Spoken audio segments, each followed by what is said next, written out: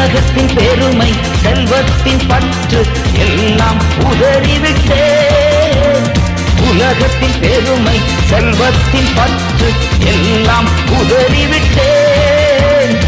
உடல் பொருள் ஆவி உடைமைகள் யாவும் ஒப்பு கொடுத்து விட்டேன்.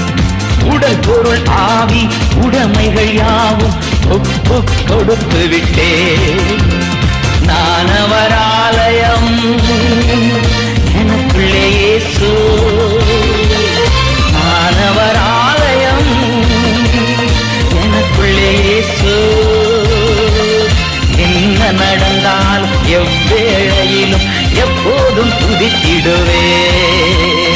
என்ன நடந்தால் எவ்வேளையிலும் எப்போதும் துதித்திடுவேன். இயேசுவின் பின்னால் நான் செல்வேன், திரும்பி பார்க்க